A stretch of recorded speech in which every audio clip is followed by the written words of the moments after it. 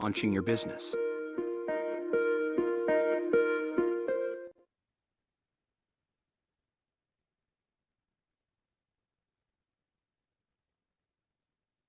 Poly mailers are a great way to package your products. And with Sticker Mule, ordering custom poly mailers has never been easier or faster. On the 62nd floor of this New York skyscraper. I just finished with Irving, but he has assured me that he'll have it finished this weekend. Property developer Don Peebles is one of the richest African Americans in the United States, with an estimated net worth of $700 million. So as he admires his view of Manhattan, what he really sees are dollar bills. I see capitalism first. I see the massive amount of development and the massive amount of people working and doing business. Shortly. It reminds you of how America was built based upon capitalism. And then I see great opportunity. Originally from Washington and the son of a mechanic, he became a real estate agent at 22 years old. He bought his first building shortly after and was a millionaire by the time he turned 30. He is now wealthier than both Barack Obama and Will Smith. I grew up during a time of transition in America, during the civil rights movement in the United States. And so I got a very good sense that anything was possible. What I've accomplished in terms of business has been far greater than what my expectations were. Okay? All right, talk to you later. Peebles has constructed buildings and even entire neighborhoods across the country. He's been nicknamed the Black Donald Trump. He is part of the elite. And his apartment is clear proof of his success. Over 600 meters squared, decorated with works of art, 3 bedrooms, a huge dressing room for his wife, and a 360-degree view of Manhattan. This home is anything but average and is valued at $35 million. Don Peebles has become one of America's most powerful businessmen. How are you? But he keeps his priorities in check, squeezed in between 2 meetings, his weekly lunch date with his wife, Katrina. Okay, so we're going to 138 Lafayette. They first met when the businessman was 27 years old. He just made his first $1 million. I was driving in Washington through an area and saw her jaywalking the street, and so I introduced myself, and the next day I invited her to New York, and she came with me, and then the rest is history. Did you ever feel any scrutiny to marry a white woman? No, I mean, I married who I loved. Again, I'm multicultural and multiracial, so I think people should date and marry who they love, regardless of race, gender, etc. A New York fairy tale and a relationship that's lasted for 27 years. Today, they've chosen to meet in one of the city's most chic French restaurants.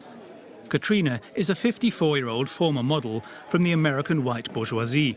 Now a businesswoman, she is completely devoted to her husband and their 2 children.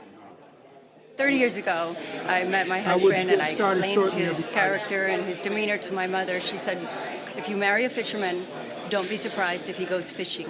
And I've kept that with me all my life because he is a consummate business person. He's an entrepreneur, so there's no on and off button. An understanding wife, perfectly suited to the real estate magnate.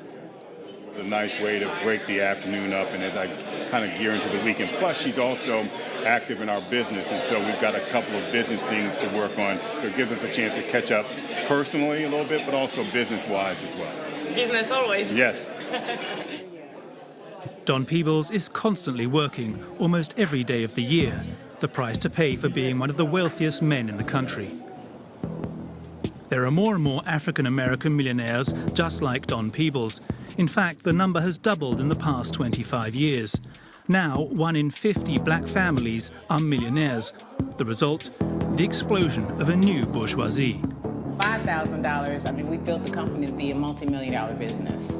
The second largest millionaire community, just behind white Americans. But the country carries a heavy history of slavery and segregation. Slavery never really ended, it just became more modernized. In the eyes of the general public, the few well-known wealthy African Americans tend to be sportsmen, politicians, or musicians. You white African-American queen. That's a fact. But far away from Los Angeles and its Hollywood stars, there is a different black elite, one that's on the rise.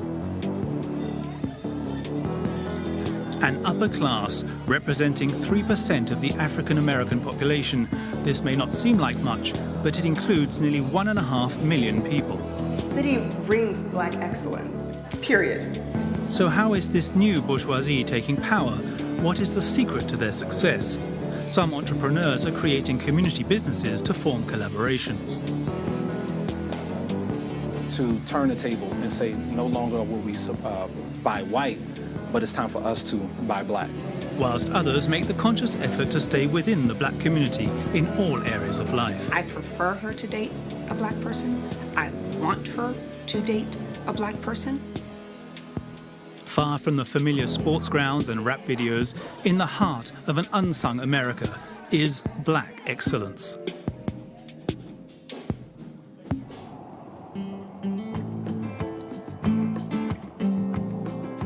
Beautiful fall day, isn't it? Reminds me of the September weather when we got married. The Peebles family is on their way to New York's most elegant suburb, the Hamptons, for a relaxing weekend, the privileged landmark of the ultra-wealthy. Traveling in style in their Maserati, the couple arrive at their $12 million mansion.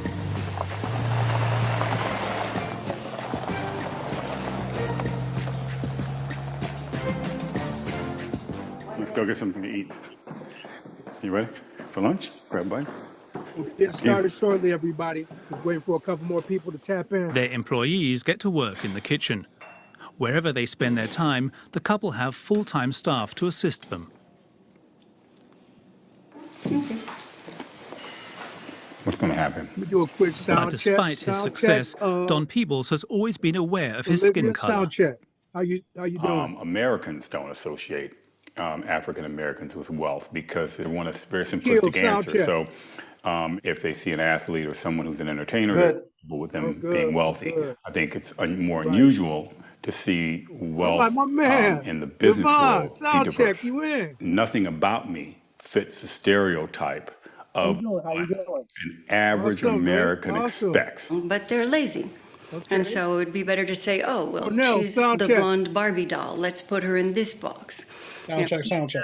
He's an African-American entertainer. We understand that. There have been others. So we'll put him in that box. I don't live like the typical entertainer. I don't live like a rapper. I don't live. All right. So if you guys want to go to your Facebook accounts, the first 15 minutes of this is going to be streamed live as we go through our wins. You can go ahead and hit share. That way you can get your social media numbers rolling. And what we're going to do is we're just going to talk a little bit about our agenda for today.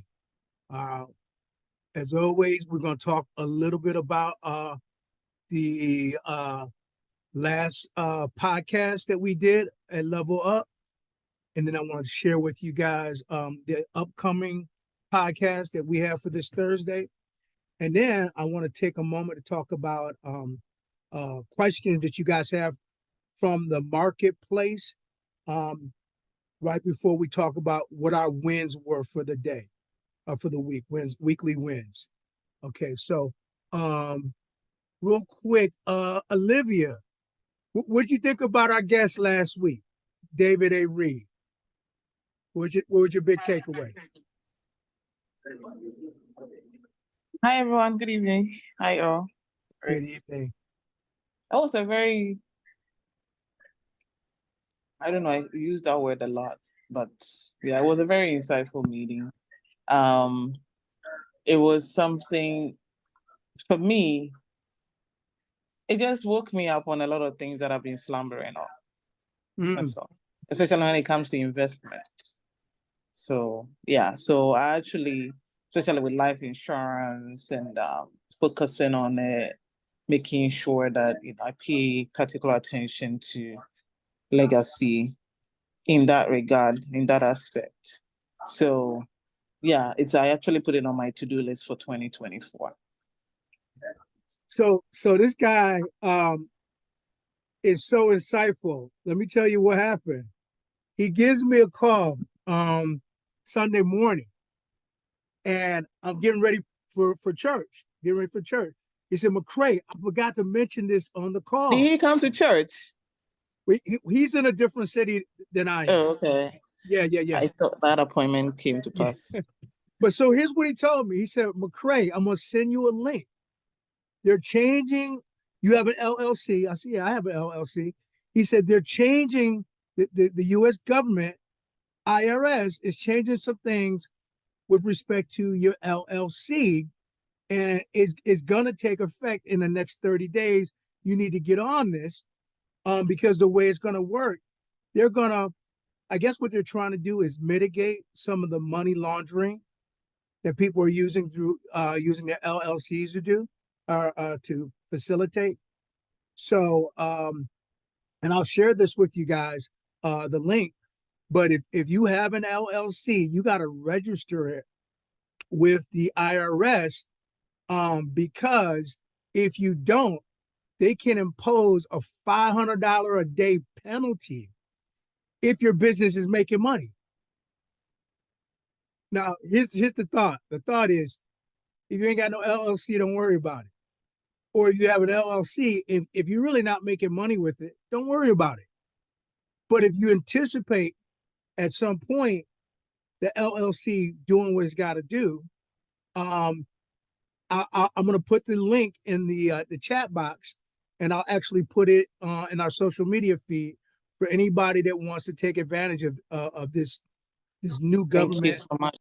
Yeah, it's kind of weird, as well as a YouTube that will explain the whole implications of it. But truthfully, like I'm getting this call from this guy, David Reed, y'all.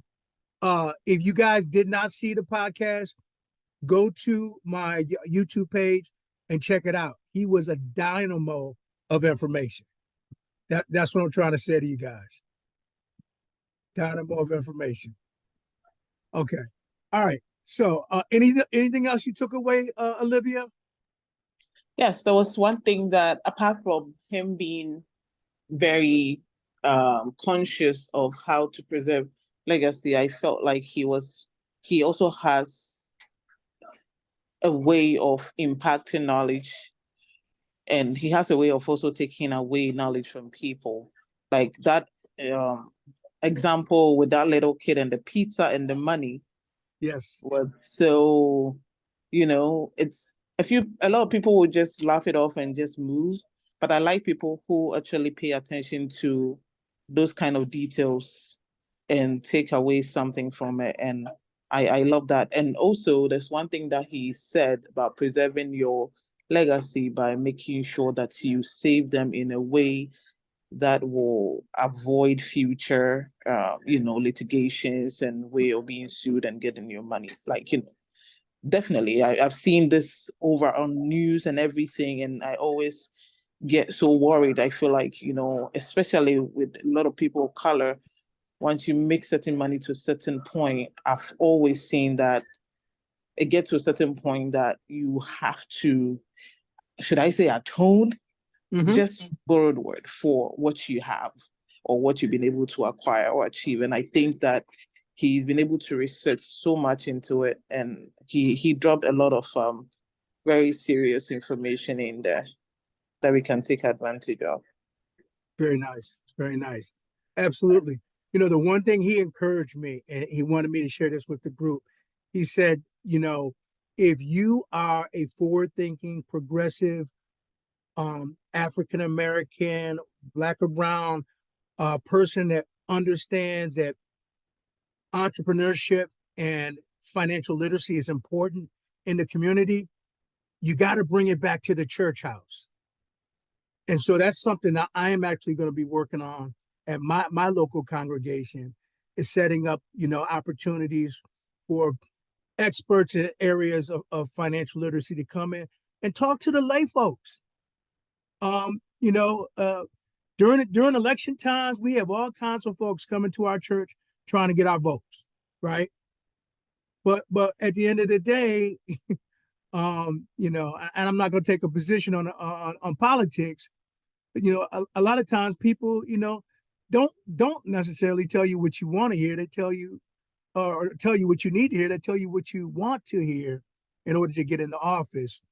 The point is, we need to use our churches to help people in the marketplace. So that's one thing that, we'll talk about as we move forward. But that was his challenge to me. So I'm just articulating that with you guys in our mastermind call. All right. So coming up, I'm excited for this coming Thursday. We're going to be talking to Frank Stovall. Now, Frank, as some of you guys may know, in my last mastermind program, he was one of 7 of us. And Frank, yes, he does Airbnb, but he's way more than just numbers. He's a former Marine. He's a scientist. He's a real estate investor. He spends a lot of his time mentoring young people, and he uses his experiences and knowledge of martial arts in order to help discipline, and encourage discipline. And I would just tell you guys, discipline trumps motivation every day of the week. I don't care how motivated you are. If you want to change your financial and your family tree forever, you got to be disciplined. So he's gonna be in our ear on Thursday. So I would encourage you guys to be a part of that panel discussion. All right, so let's jump into our agenda for today. Okay, so first and foremost, what I want to do before we talk about our weekly wins, and I know there's a bunch of them, I want to get questions from the marketplace. Questions from the marketplace. So if you have a particular question about your place specific, but Airbnb in general, or Levon's on, he's a network marketer. Questions about network marketing, we'll put in the queue as well. Let's have a round robin. So let's start with ladies first. Olivia, any questions? No, not today. I will just wait for the update on the LLC stuff. Cool. Akil, my man, nice to see you, man. You're always working during this hour. Yes, but you're here, I know. bro. I'm here. Good stuff, man. No questions at this time. I know I do have to probably do a little catching up, but no questions at this time, for sure. Now, so you have a very unique job because you work for city government. And what capacity? I'm trying to remember what you do. So I am a person who helps business owners find funding, and we offer the funding here, as well as we kind of partner with other organizations as well. So it's kind of like my main thing. In a sense, I'm a project manager. So nice. All right. So when me and my first lady are ready to start our party house in Rochester, you can help us get some funding. Right. Yep. So that will fall in line. Yeah. Okay. All right. Multiple streams of income, y'all. Okay. Awesome. All right. OC, any questions from the marketplace? No, just to tap on what we kind of talked about earlier, just to put it out there in the air about, as we expand in our portfolio with Airbnb, how advantageous do you feel it is looking into territories that we haven't looked at in the past, basically based on the metrics? Right. Okay.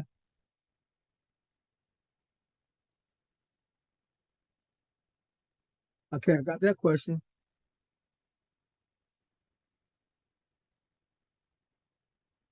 Cornell, question from the marketplace? Hey, Earl, no question right now as of much. Just wanted to, I can just watch a recording of the last podcast you have to learn more about the LLC situation stuff. Yeah. I will actually find that that link that he sent to me and put it into the chat. And also, I will post it in our private Facebook so you can have it. Okay. It literally took me 20 minutes to they just wanted your LLC information, your IEN, who are the beneficiaries. You had to upload your identification. It didn't cost anything, so that was dope. Okay.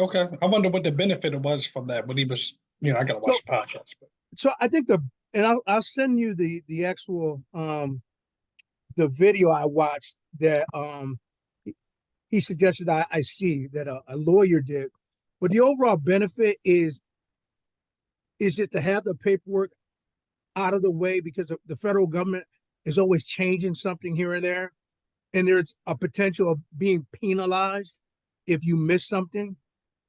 Okay. And so for the 30 minutes, 20 minutes, just get it done. Okay. Yeah, but I'll make sure that you guys have access to that information. Okay. All right, a couple other people just tapped in. Levon, any questions from the marketplace? Any questions you got, brother?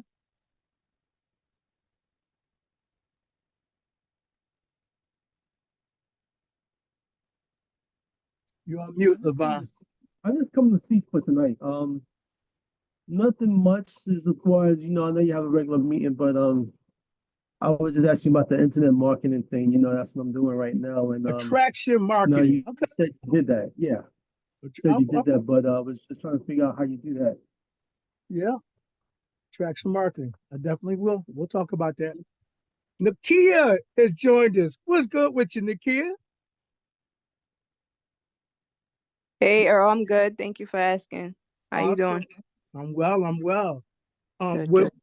Did you get any boost in when we went in and hit favorite for your listings? Did that produce any boost for you in terms of inquiries?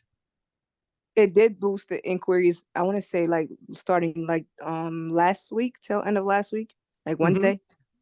Okay. It started to boost the inquiries, and so I've probably got one inquiry. Let me see, every other day since Wednesday. So Wednesday, Friday, and then Sunday, and then I got one today, inquiry. Sweet. You have any questions from the marketplace that I could jot down and try to answer today? Right, as of now, no. Okay. All right. So we're going to talk about attraction marketing. We're going to talk about increasing Airbnb opportunities outside of the cities and the states we live in. And if anything else pops up for you, let me know. Okay.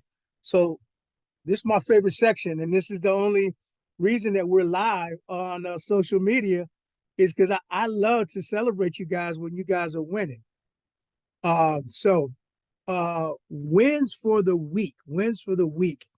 Who would like to start?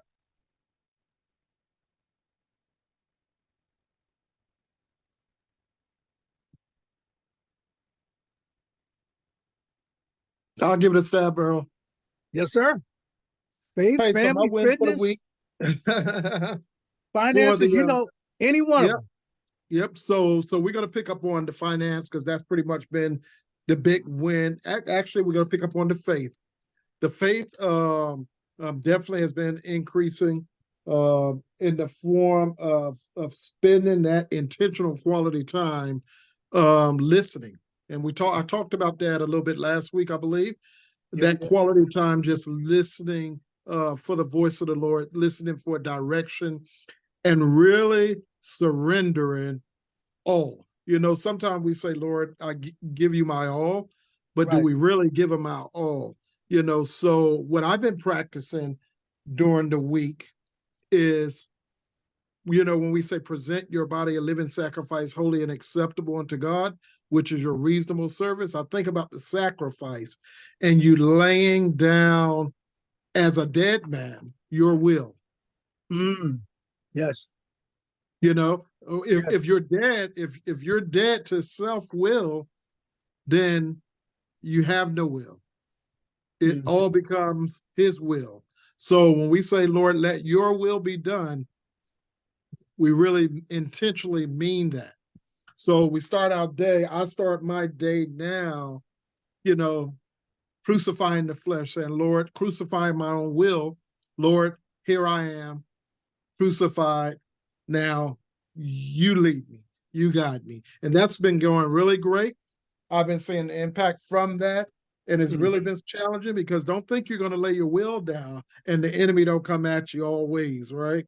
Right. So he comes and it comes in sneaky ways. So it's been a real time of observance to watch the crevices and cracks on which the way the enemy comes, and God always expose it and give you a way of escape. So that's been great on the faith side. On the fitness side, we're still struggling there. I had Popeyes tonight. I'm not gonna kid you on that one. But on the finance side, this was a week of opportunity for me to go down to the North Carolina property, and I got the contractors involved in the painting and laying LVP flooring. So I'm on track to meet and I've also did a lot of shopping for the furnishing.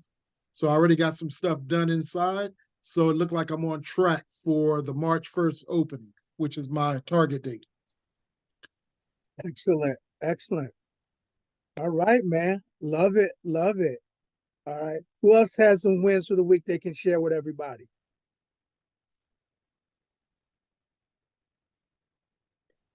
I'll go. Awesome. Okay. So this week, just we've been thankful for life.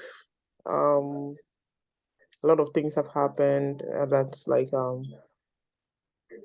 we've lost few people in the family and around us, and that makes us appreciate life more.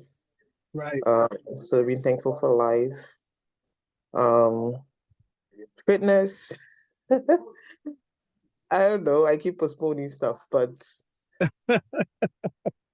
physically, I don't know. I think I always have my gym tag with me, but I've not entered the gym in a while. So trying to start some few things at home like I used to, and then I'll hit it in full gear by summer, hopefully. Family has been amazing, and finances becoming more stable again after the turbulence. Yeah, so things are settling. I'm still have 100% occupancy and 75% occupancy in Rochester.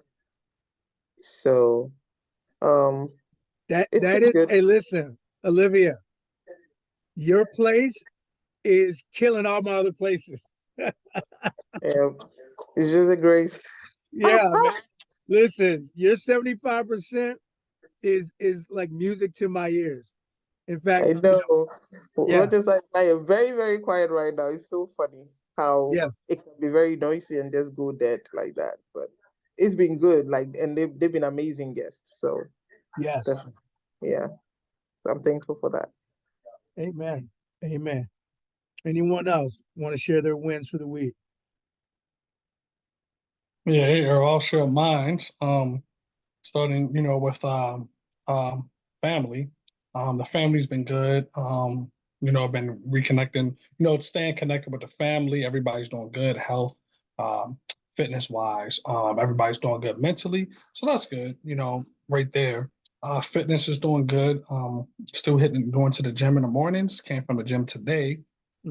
Got my 4 mile run in. That's one thing I like doing when it comes to fitness. I like running. So I get my 4 or 5 miles in at the gym and then lift my weights. So that's always good. I've been using, when I'm running, I've been using what you call it, like a sauna suit. I've been running in that. So that really, if anybody likes to walk or do cardio, having that sauna suit makes you definitely detox even more. And it makes you feel like you're in a sauna before you get in the sauna. So that's always good for fitness, for health. Finances is doing good. All my places right now are 100% occupied. So it's been going great and we're going comfortable. And then on top of that, we actually just had a long-term guest that's already been in one of our places about 2-3 months. So she just extended for a whole nother over like a month and a half. So we having people extend their stay longer and longer because they like our accommodation of what we're doing. So that's always good. So we have 2 guests right now that's just keep extending over and over and over again, which is good to keep our occupancy up and high during the slow season. So that's always good. But the strategy we've been using also as well. So amen to that. Amen. Winning, winning, winning. I love it when we're winning. Thank you, Cornell. Anyone else want to share their wins for the week?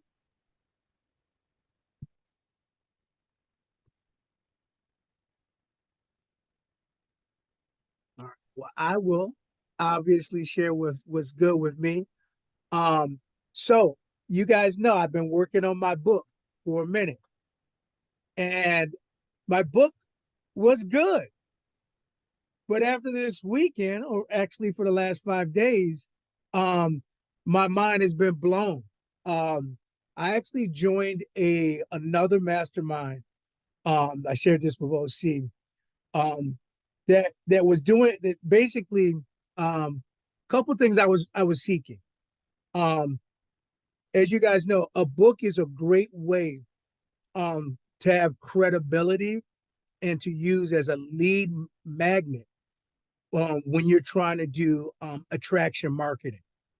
And so I've been working on my book, and I saw something pop into my inbox around light workers.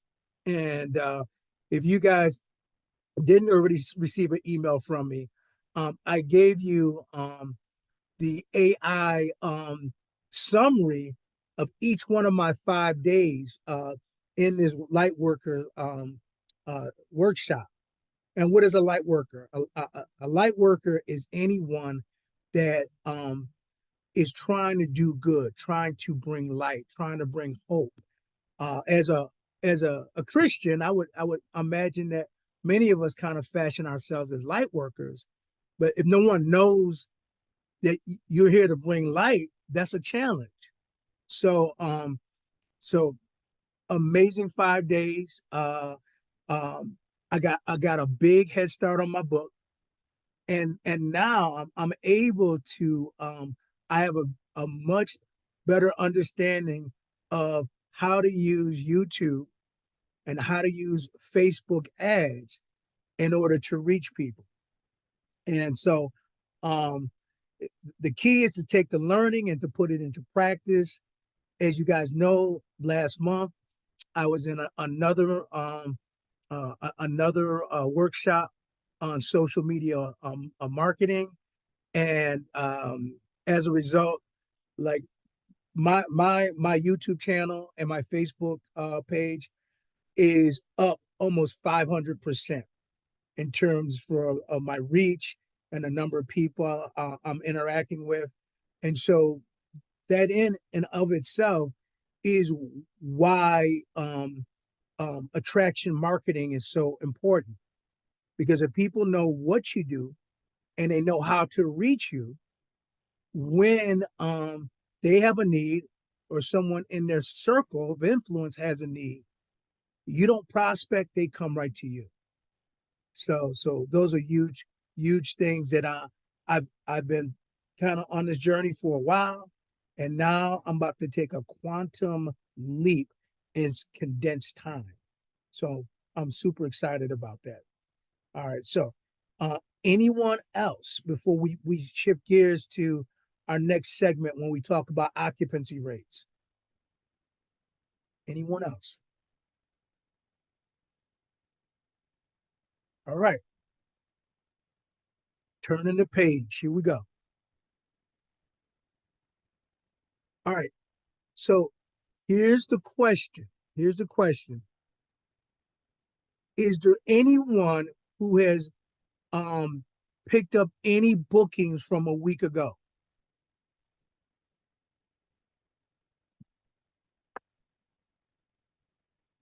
If I look at my notes, this is what I see. I see, let me start with you, OC.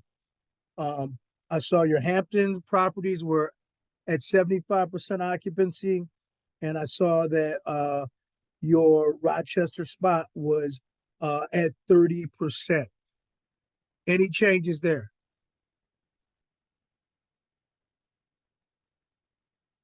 The Rochester property, I think we got a couple of inquiries on those. Not sure if we landed that one that we have been working with yet. Not sure how that go. Is that the guy Sean you're talking about? Sean, yeah. Yeah, I think I just saw something pop into the feed. Okay. Well, I know you. Yeah, I know you want to stay like. Yeah, he just confirmed. The Sean is official. So you want to talk about that a little bit, Earl? No, I do. So Sean, I'm gonna let you tell the tale, OC, because this might be something that helps everybody. Once you guys see how we maneuver Sean. Okay, guys. So Sean, during our vetting process, as we normally do, we find out that Sean is a local. He's a local guy with a need. He's in transition, and he need a place to stay. Our strategy has been in the past to deny locals, period, because of past history. Some of the results from having locals in the property were not good. So, after collaborating with Earl, I'm thinking about it. Earl came to me and said, look, there may be another strategy we can apply by utilizing the deposit method. So we could impose a refundable $500 deposit on locals, and now we give locals an opportunity to book. Now the benefit of doing this is because the only reason we was warding off locals in the first place was that they was destructive to the property. Well, we believe that anybody that's willing to put up a $500 refundable deposit, they're going to be on their best behavior because they want that deposit back. So, going forward, you attract a different clientele of locals. And therefore, the risk is not as big. So we mitigate the risk by implementing the deposit. Does that make sense, guys? And while you were explaining that, OC, I took the liberty of putting the text thread that we use for this guy inside the chat so everyone could see specifically how we maneuvered and converted this booking. Good deal. Yeah. So the practical application of this is that we get the fact that we're in a slower season here in the Northeast, and what we would typically anticipate in terms of our occupancy has fallen off pretty dramatically. So therein, we took a page from Myrna Love. The last time we had a podcast, Myrna told us about another strategy she was using down in North Carolina, where she was actually hosting local guests, which, as you guys know, is always something that we said, no, don't do it. It's less drama if they're from, out of town. But then now Myrna is requiring them to have a deposit. And so, I would recommend anybody, Cornell, you don't need to hear this because you're killing it right now. But if anybody has less than, say, 50% occupancy right now, play around with this idea. Now, OC and I talked about the idea that, so this guy has a $500 deposit that he's going to be cash apping or Venmoing one of us, that we'll just hold on to it until the end of their stay. However, check this out. What if this person isn't, staying for 30 days? Would you still need to impose a whole $500? Maybe not. I mean, let's think about it. Trusty calculator here. What's $500 divided by 30 days.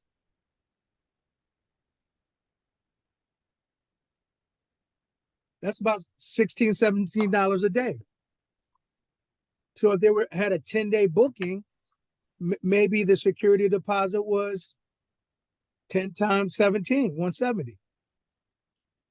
Or if they had a 20-day booking, 20 times 17, that's their refundable security deposit. So come off mute if anybody has any questions about that.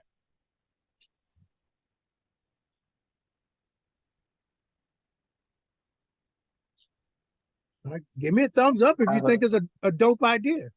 Yeah, it's a dope idea, Earl. Definitely, absolutely. You were saying, so if a guest doesn't book more than 30 days, the deposit to be shorter, less than $500. So to be, so if they book for 12 days, it'll be what again? 12 days. They book for 17 days. How do you determine that number again of the deposit? So yeah, I just simply took $500 and divided it by 30 days. So that's about $17 a day. Right. So I have a question about this. Of course, yeah. My question is, how have you found that there has been any issues collecting money outside of the platform? Because I know that's like a violation with Airbnb. Well, once they book, right? Once they book, you're working within the platform. Now, because they're local, and they've agreed to your rules ahead of time. Okay. In response to public concerns about then shredded rubber leaking, then there's an expectation. Couldn't prove there were any health risks. I'm going to put somebody on mute. Not being disrespectful. Back in Lagos, Free Recycle's top-selling items are paving stones used in food wraps like this one at an international school. We've been very happy with this. Got a hot mic. Rubber provides a nice balance for children to play. It also makes the repairs and efficiency easier. Oh, that's a hot mic. Okay. Okay. Okay. All right. So completely above board because we're still using Airbnb's platform. We're still using their platform.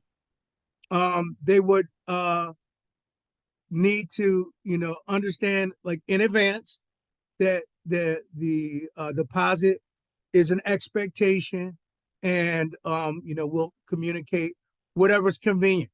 I'm saying Cash App. I'm saying it might be Venmo. It might be Zelle. It might be Apple Pay. Whatever.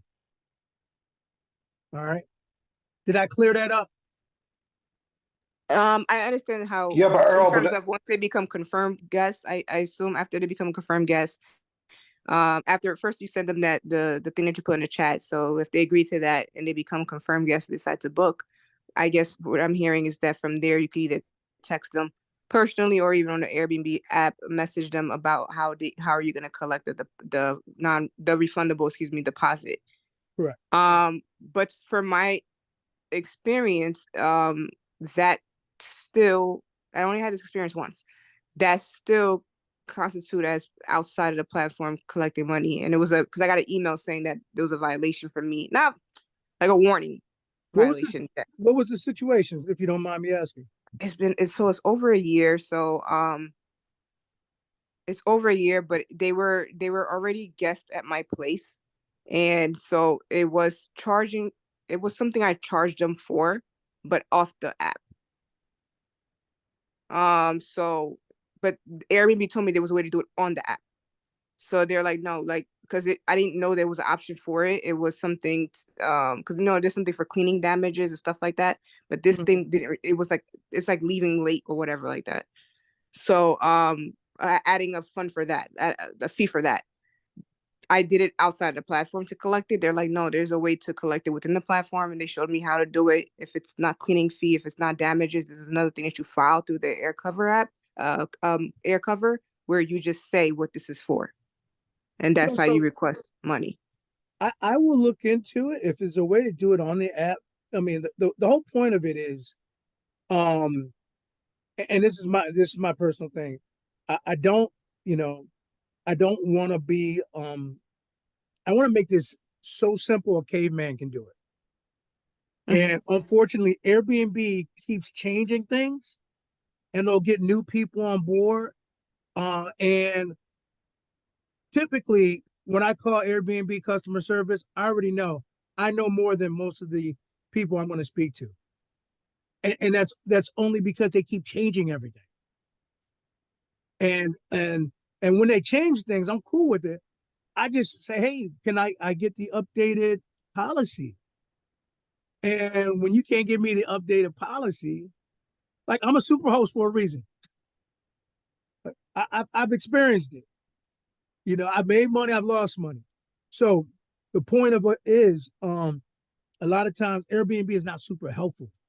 And then it puts like case in point, anytime a guest wants to cancel, and I'm not sure about you guys, but I would always encourage you guys to have a strict no refund policy. Now, having the policy and enforcing the policy are two different things. Because all the time, if someone comes in and it's not a good fit, man, listen, I'm all about good reviews.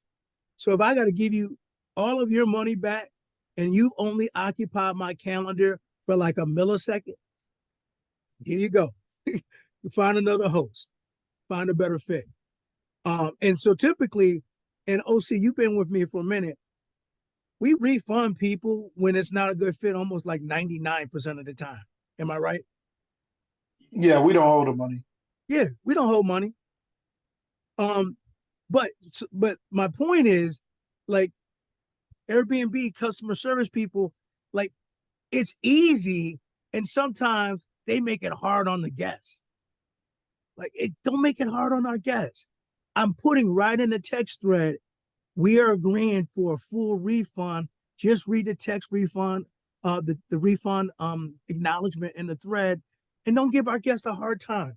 So that's the only thing I'm concerned about, is your guests having a hard time by you trying to, follow every letter of the Airbnb code, because a lot of times they don't even know, because it's always changing. I see. I mean, if you guys haven't had like that experience, then maybe, it's not common at all. So then that's fine. I don't have a problem trying that method. I just know for me, I had an email trying to collect like a late checkout fee, outside of the Airbnb, and because I didn't know there was a way to do it within the Airbnb platform. But if it's not a big, if that hasn't been your experience, then it's likely not something that's common to happen. Yeah. So I'm not opposed to trying it. Yeah, I think the biggest Earl, thing. I did send you some data on what Nikita's talking about, because I see it on the platform. I researched on the side, and I see exactly what she's talking about. So let's read up on that and make sure that we don't get in some kind of violation situation. Absolutely. All right. So OC, cool beans. I'm not sure how we got down this rabbit hole, but are there any other questions on this one thing? Yeah, I just got one question. Yes, sir. It's with the deposit requirement, what has the potential guest response been like typically? That's a great question. Because typically when we know it's a local, we basically let them know that unfortunately we can't accommodate them. And it's like us giving them bad news. When we put that in the guest rules, I don't know, I would say about 70% it's crickets. Why? Because one or two scenarios. Either they're ill intentioned, or they can find a host that would, accommodate them without them jumping through the red tape. And that's fine. Listen, a lot of people get into short-term rentals, and an even smaller number of them are actually profitable. So, Jim would say this all the time: all money's now good money. Any money that's going to take my time, my peace of mind, me being able to enjoy a movie with my wife on our Tuesday night date night because there's drama going on at the property, I don't need that business. But let's just keep it 100. If for whatever reason all of us are on the line, we have to have a change in our housing situation and temporarily move out of our place, and someone required for 30 days that we have a $500 security deposit. In our mindset, with our mindset, is that a reasonable request? Yes or no? Absolutely. Guess what? Yes. We want people with our mindset. If that would be unreasonable for them, then that's probably not somebody you want to host. Makes sense. Okay. Yeah.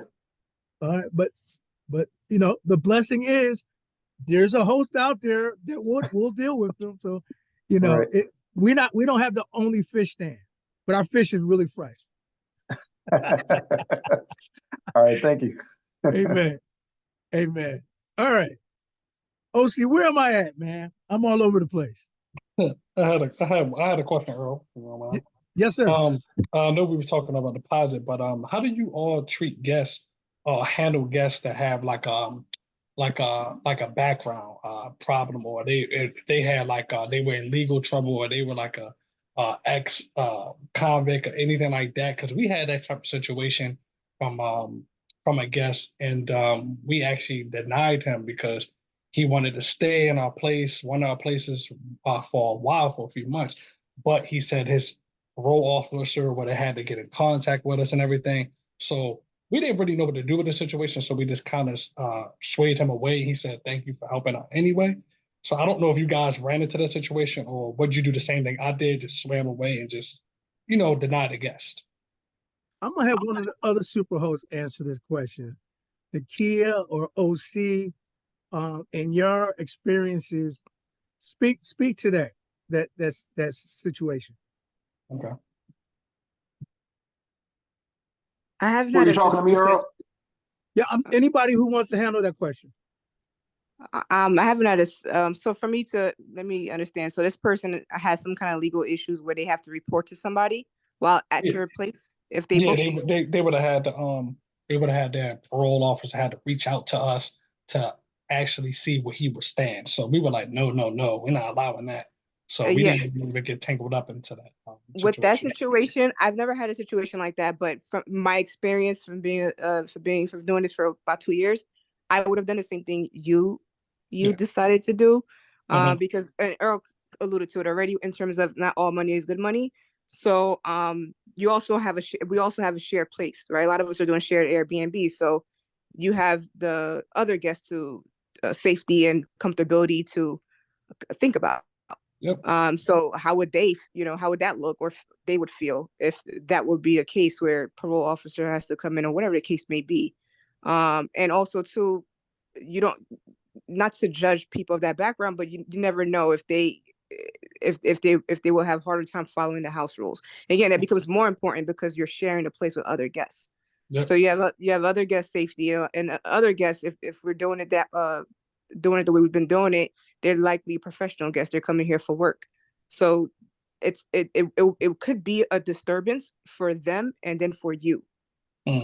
Because you'll have guests reaching out to you telling you X, Y, Z, either this person's having trouble following the house rules, or the disruption of maybe the parole officer coming in at any time or whenever time is convenient for them to do so, and that could be inconvenient to the guests.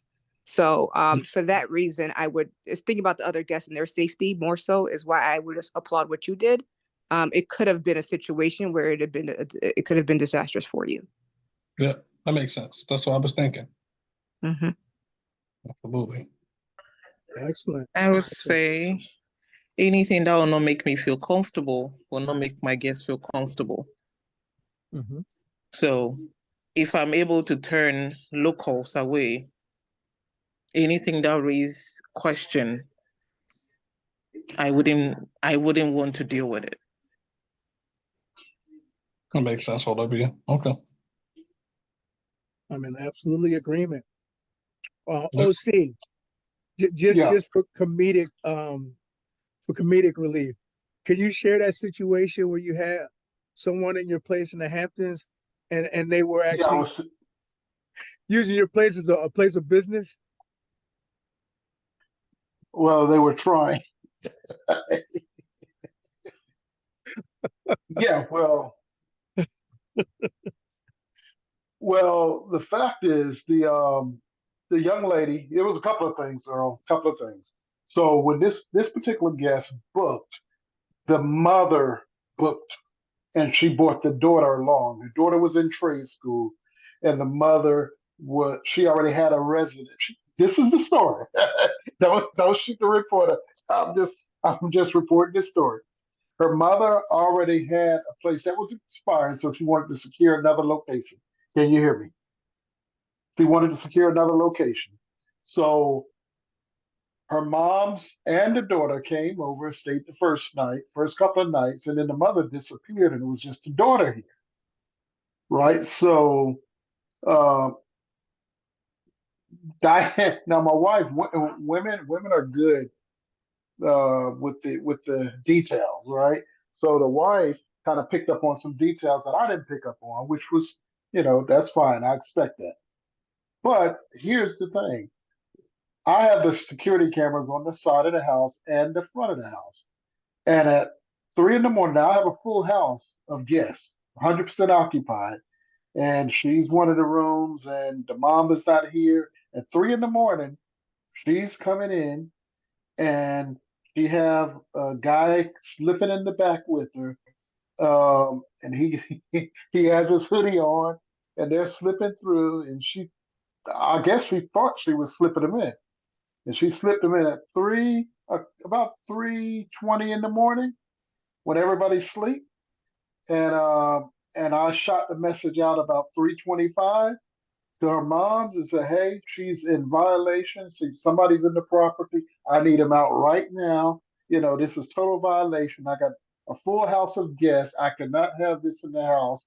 And so obviously it was some kind of agreement, something going on between this person and that person, because he popped in.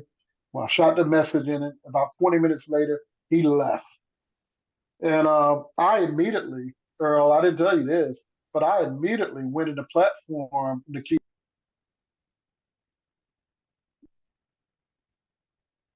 Oh, see, your microphone is on mute.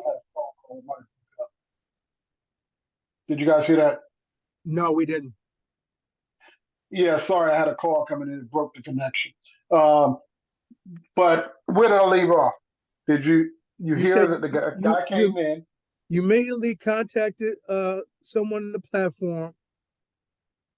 I immediately contacted her mom, told her she was in violation. No, at first, I immediately implemented a $100 fine in the platform. Boop, shot it out, $100 fine because it's violation. Put the justification in there, and then I called Airbnb and told them what was going on, and I booted them out. I gave them the night to spend the night, but they had to leave, and I refunded the remainder of their money, vice the nights that they had stayed, and vice the $100 fee. So when I implemented that $100 fine on them, Airbnb supported me 100%. Nice. So I could have implemented a $300. Airbnb was going to support me. They just wanted to make sure it was covered in my policy. Right. It was clearly covered in the policy. They read it. They said it's clearly right here. We're going to deduct that $100, and we're gonna deduct the nights that you're not on camera. We're gonna deduct the nights that she stayed, and she'll get her refund back, vice the $100. So Airbnb will support you. You just got to make sure it's covered in the policy. Excellent. I mean, I hope that was value for everybody. We're gonna continue to hang out, me and the mastermind, but we're gonna say night to social media and get off Facebook Live, because we're gonna get into some more intimate conversations. But I hope this was helpful for you guys out there on our platforms. Guys, bear with me. I'm gonna end the Facebook live stream, and we're gonna wrap up the last 15, 20 minutes of our session. So give me a second.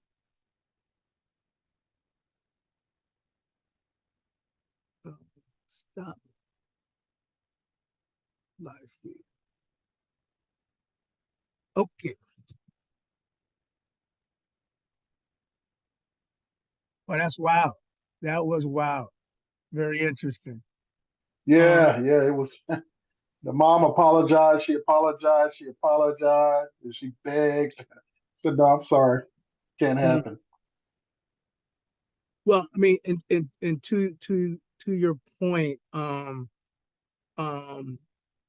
we had a situation where a mom booked, and just by chance, just by providence of God, we drive by one of our places, and a parties are getting ready to start,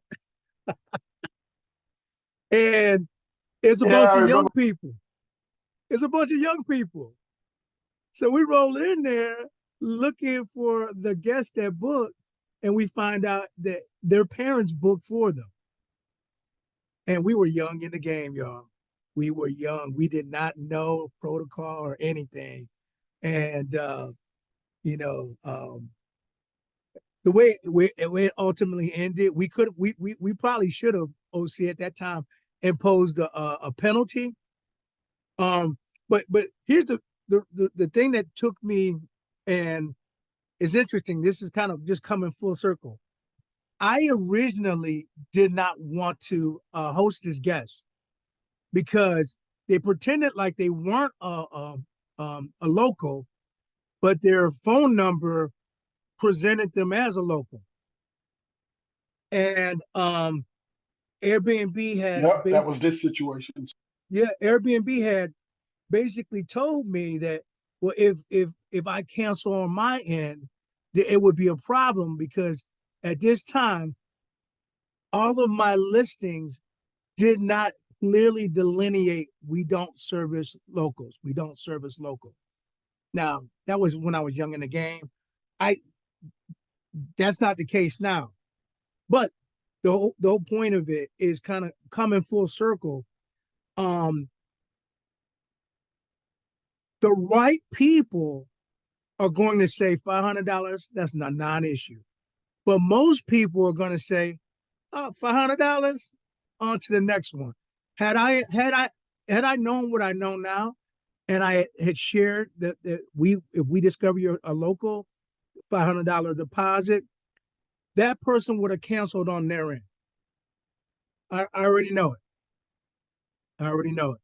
So it's nice to kind of, make enough, mess up enough where you can kind of learn from your mess ups. So yes, so that's all I want to share on that issue. Any other questions from the marketplace before we get into the conversation that I'm really excited to talk about, Black and Brown excellence? Any other questions from the marketplace? Negative? Okay. All right. So so here's the thing.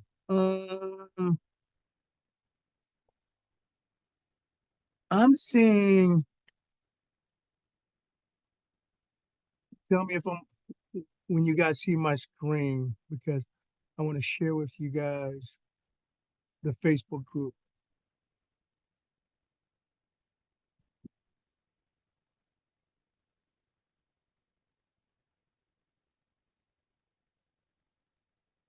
Okay. Give me a thumbs up if you guys see my screen with the Facebook group. All right. All right, so today, I apologize. Sometimes when I got multiple screens showing,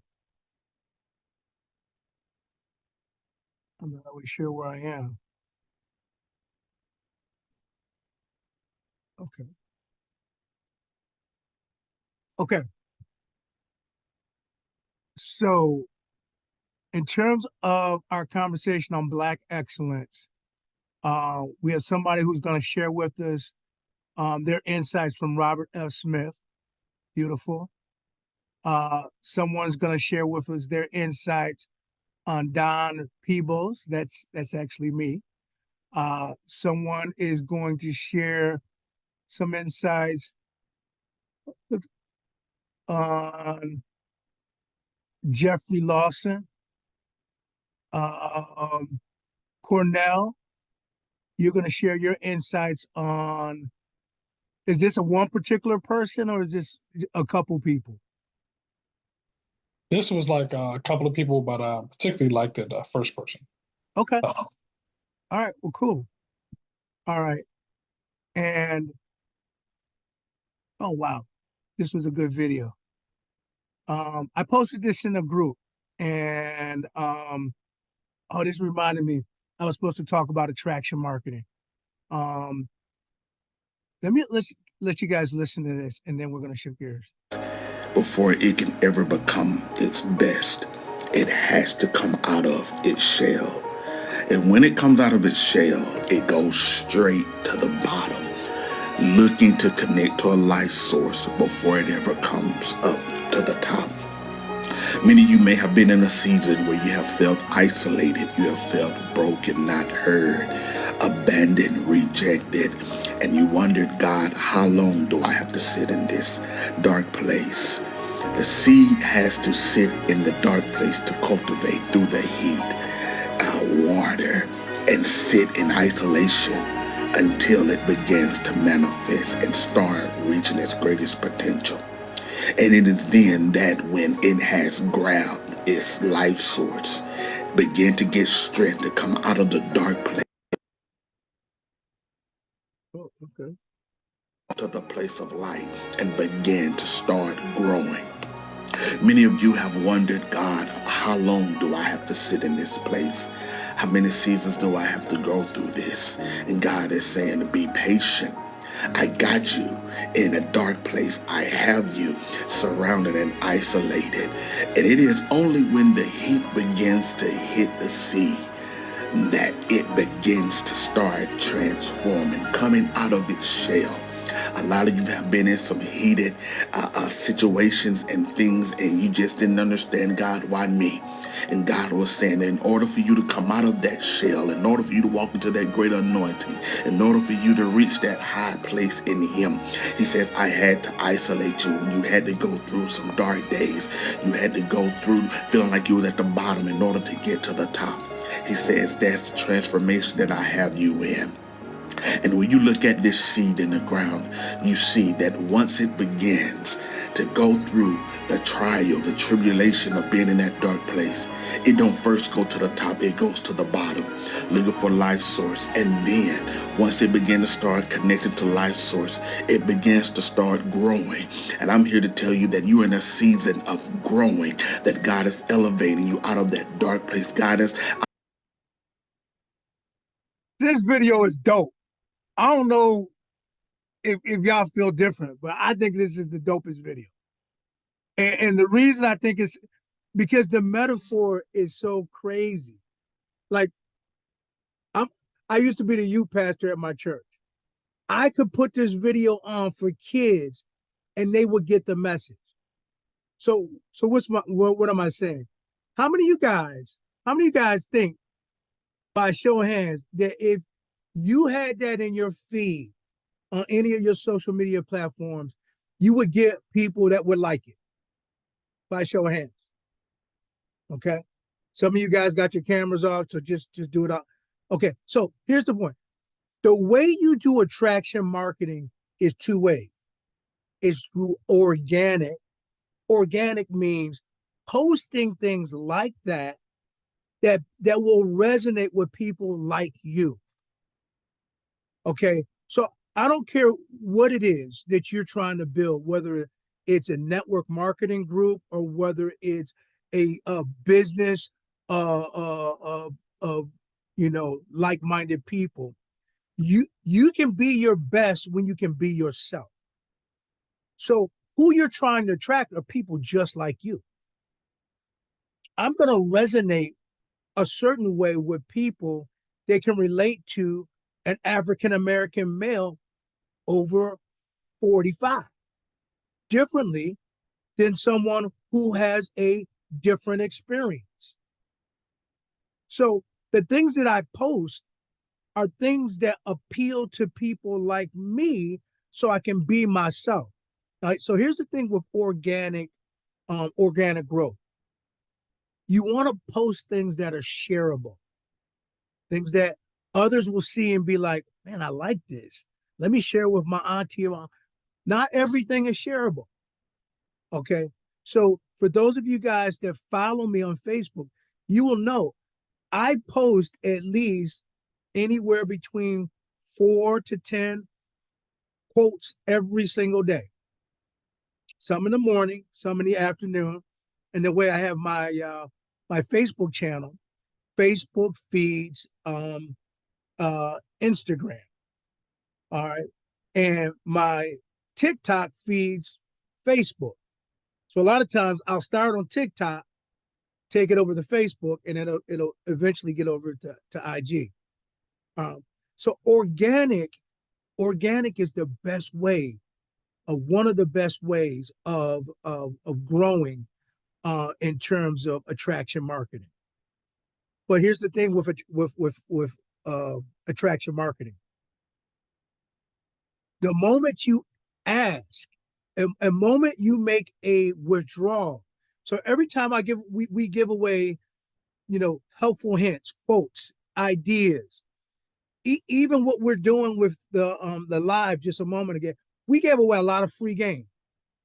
So every time I give away free game, I got to give away 10 pieces of game that'll add value to somebody before I can ask a person to, we call it a CTA, a call to action.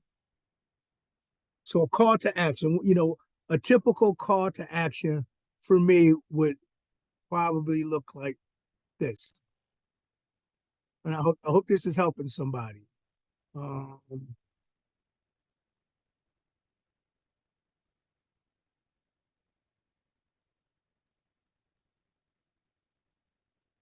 right, so value.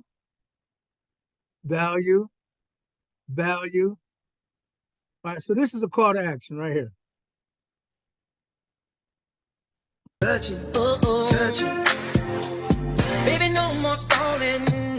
Hey folks, you want to know some spiritual hustlers are rocking it on Airbnb? I'll tell you, join us in the Super Host Mastermind Group, where we're spilling the beans on what made it succeed and where we start to discover how faith can lead you to an Airbnb gold mine. We've got tips, we've got tricks on using faith in our Airbnb game. Ready to soak up some spiritual wisdom, drop a heart, and let's dive in. Okay. So every time I drop one of those, I drop 10 pieces of value. Insight, information, free game. And as long as I stay in that ratio, I'll never kill my organic traffic.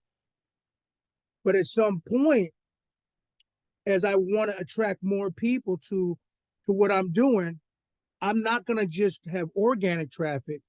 I'm actually going to run Facebook and YouTube ads.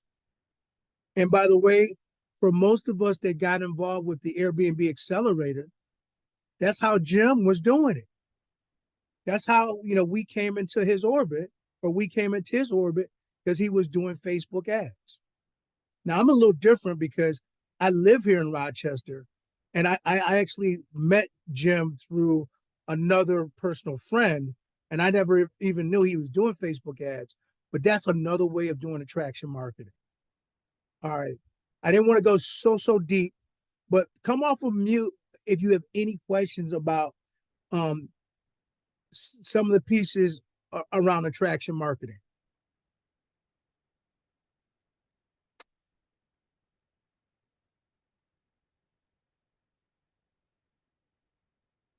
We good? So Earl, one quick question. Because Yes, I sir. noticed that, with the content that's put out, even my own, and I'm not following a particular plan like you are, but I noticed that the feedback is not, it doesn't really, I don't get a lot of attraction with feedback like the likes and the things like that and the views. How impactful is that when it comes to algorithm? Meaning So, that if I put content out there and don't get the feedback I'm looking for, does my algorithm continue to work for me in a sense, or I have to have that feedback in order for I'm to get that boost in the algorithm, if that okay, makes sense. yeah. So the most important part is actually it's not the comments, it's not even the likes, it's the shares. So the algorithm works around. There's one part I left out. I'm sorry. Um, the algorithm works around the shares, the number of things that are shared, and also the amount of time people stay on your video. So let me just say this too.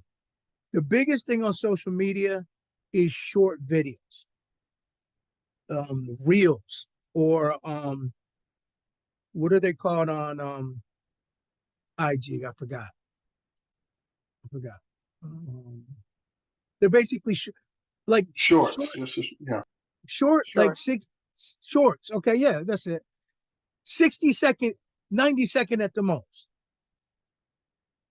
Like, so even to when we do our podcast on Wednesdays and Thursdays, I will take that podcast and I will chop it up to a 60-second soundbite. And the reason they're more successful is because reels will reach people outside of the people that follow you. So, like, I have about, on my business page, I have about 15,000 people that follow me. On my personal page, I got about 4,000 people that follow me. But when I do a reel, I'm reaching people outside of my following. So reels are more powerful than pics. Reels are more powerful than posts because they reach people outside of the folks that actually know you or know of you. So it's always everybody has a different amount of time that they can actually devote towards this. But I would say if you really want to get good at attraction marketing, you really want to kind of get in the habit of doing something in the AM, okay, and something in the PM. AM, the times, the magical times is sunrise and 11 a.m. Sunrise and 11 a.m. And in the evening, it's the hour that we do our podcast, 7. So if you're going to put out any effort, you can go on in advance and have them scheduled to release at those times. But put something out in the morning between 5 and 7 a.m., at noon at 11, and in the evening at 7. Okay. And you don't have to go crazy, but you just have to be consistent. And don't worry about, the comments. Don't worry about the likes. The only thing that matters is the amount of minutes they watch of a video. And you can find that in your insights, and also the number of shares you get. So like when I post something, all I care about is the shares. But this is the other thing, and I hadn't thought about talking about this, but this is the other thing that I want to make sure you guys see on how to build your following through the right post. And here it is. Let me share my screen one more time. And then we normally break by 8:15, and I want to keep with that tradition. I don't know how I got in this rabbit hole, but I guess I should just continue down the rabbit hole. All right, so I'm on my Facebook, and I'm looking. So I specifically do 2 things. When I post, I post to my feed, and I post to one of the groups I'm affiliated with. So I'm affiliated right now, share with 56 groups. So if I have one post that I'm dropping at 7 a.m., it will go to my feed, and one will go here, one will go here, and one will go here. That's post 1. Post 2 will go to my feed. It will go here, it will go here, it will go here. So it lets you share up to 3. One post can be shared in up to 3 groups. Now, the reason I'm sharing that with you is this. Anytime I share it to a group, and someone likes what I says, it'll show up in my feed. Okay. My youth are in need of our assistance. Okay.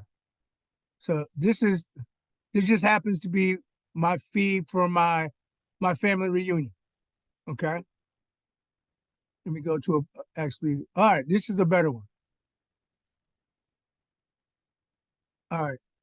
So I posted this. Your entire home is on the brink of abundance blessings. And I had 76 people hit like. Now, these people are not in my following yet. So what I can do, because they're coming from this group, is I can just invite them to be a part of my following. All right, let me just stop, because I just dropped some major bars real quick.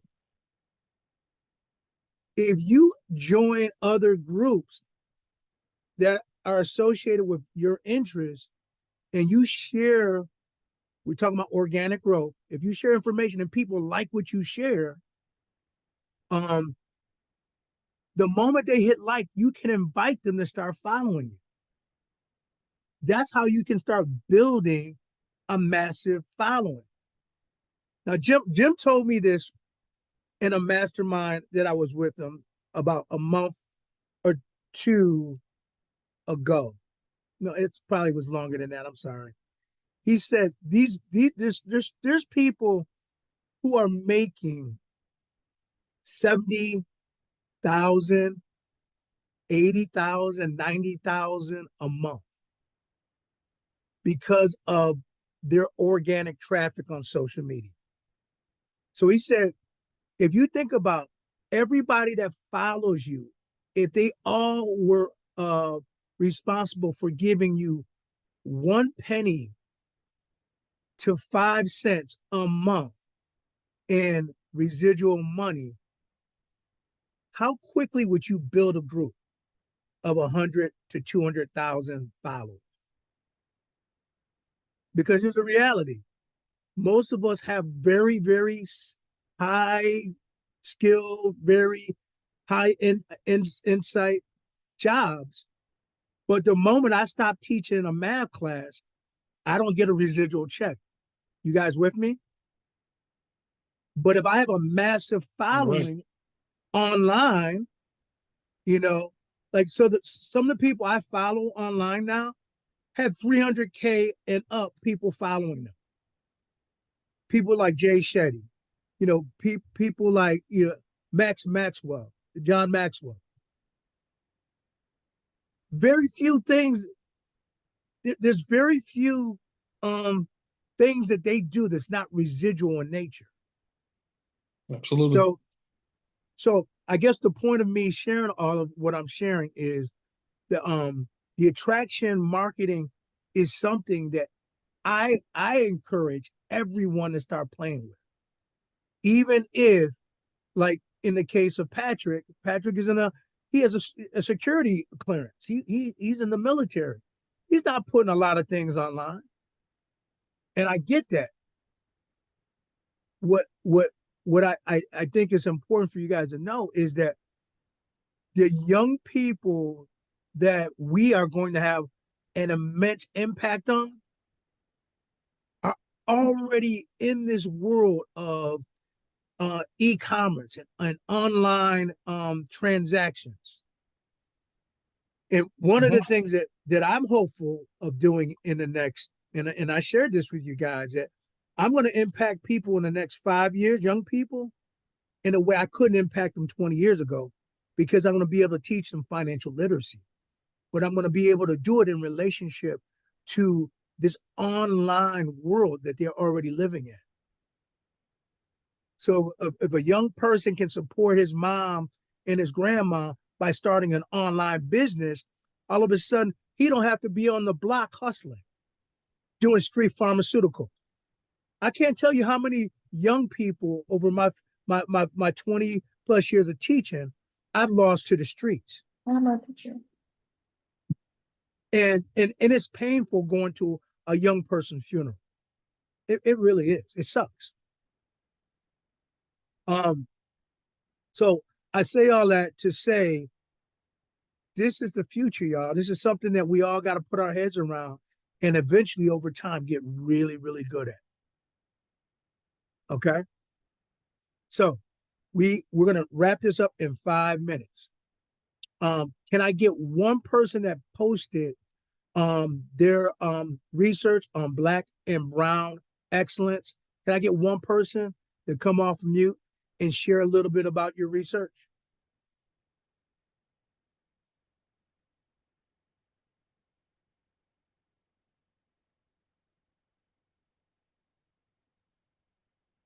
You don't have to all talk at one time. Well, yeah, what I researched, Earl, was the video I came across was I had a few CEOs, business owners on that video, but the first guy stood out to me. Actually, Ben, he was talking about his business. He's actually was the CEO of Frito-Lay, and he was talking about how he started his business. And basically, what stood out to me, like I said in a post on Facebook, was he was saying that he was really consumer based. So he was saying that most likely he catered to what consumers wanted.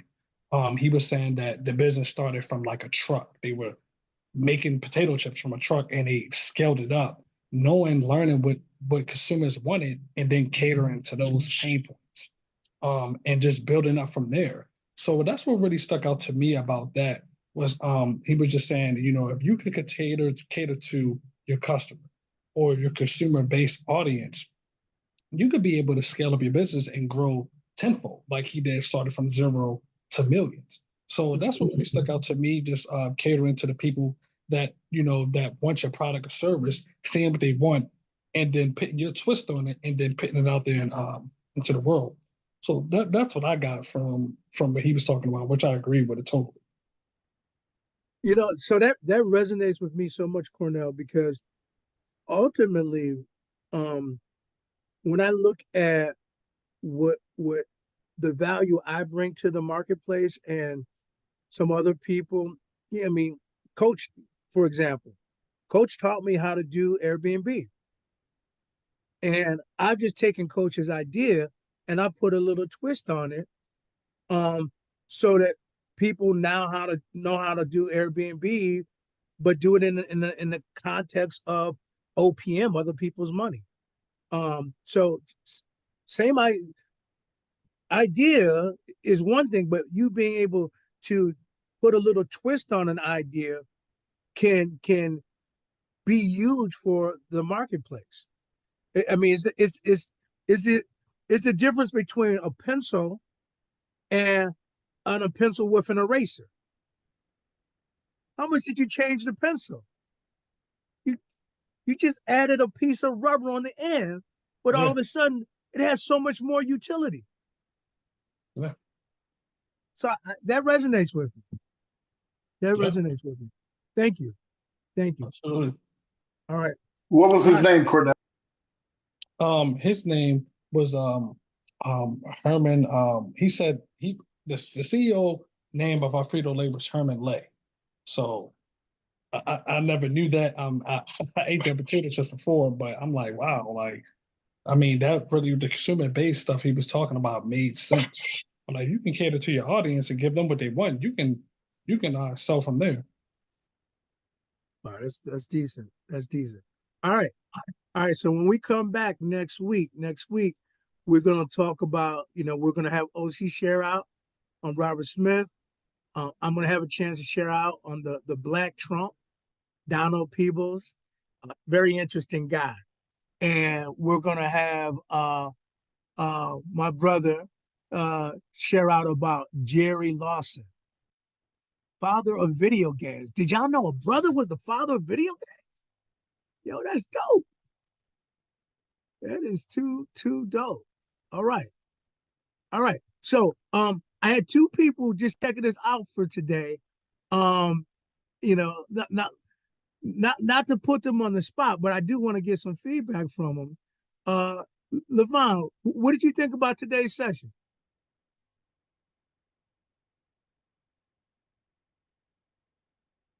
You're on mute, my brother. I liked your session. It was pretty enlightening, and I got some pretty good info. So, I don't get too much on any Airbnb or anything like that. But I learned a lot, and I got some good. You gave me some marketing, some internet marketing tips because I'm learning that right now. So I got some tips on that too. So I'm trying to up my game. Thumbs up. On that end. Excellent. So you got some game, right? Yeah, definitely. All right, definitely. man. Run the plays. Yep. You got some game. And Tamil, come off of mute if you could. Tell us if you got any value out of today's session. Hi, everyone. Thank you for inviting me. Yes. Hey, Cornell, too. Shout out to Cornell. But shout out to Cornell. Yeah, how you doing, I kind of came in late because I couldn't. I had some things I was taking care of. But what I did come in. I did hear the story about OC and his guests, which I had a similar story. And I also got some good. I like the marketing tips. Yeah, because e-commerce is the new is what it is. Yeah, I mean, yeah, I really liked it. I really enjoyed it. Absolutely. All right. Well, blessings. Well, you guys are absolutely invited back on next week. And if we could, Brother Manny, could you pray us out, man? Sure. I want to say thank you to God above for having us have this opportunity to come together and not only share ideas, but to learn together and grow together. And in the name of the Holy Spirit, amen. Amen. All right. Blessings, everybody. All right. Amen. Looking forward to leveling up with everybody on Thursday. Hope you can be here. Okay. Blessings all. All right. Bye-bye. Good night.